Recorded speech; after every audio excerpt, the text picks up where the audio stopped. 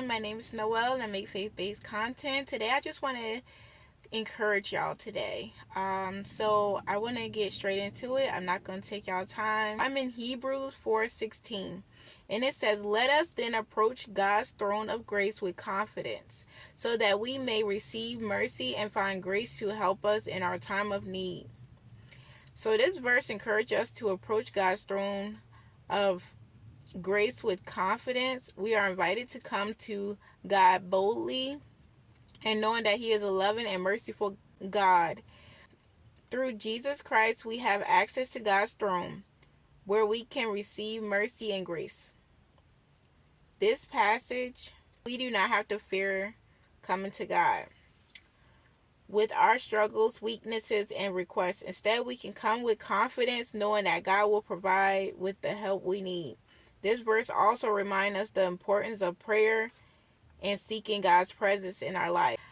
I want to encourage y'all that you did not do too much sins to come to God and ask God for forgiveness and ask Him for anything, because He is a good God and He is faithful.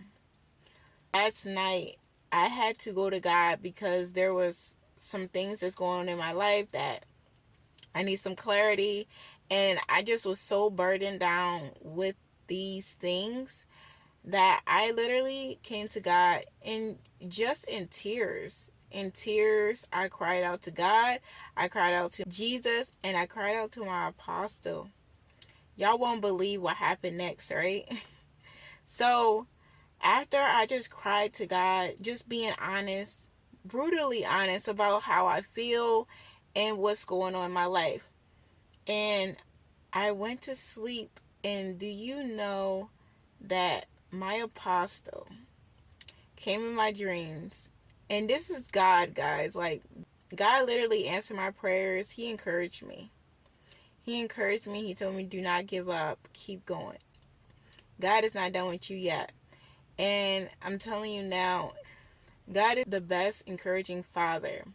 I'm telling you, when I'm always like sad or depressed, or I start getting worried, life is not just working out the way I thought it was, I always go to God, and He's always giving me that comfort. And then my prophetess, this morning we was in prayer, and she also confirmed exactly what God was saying to me.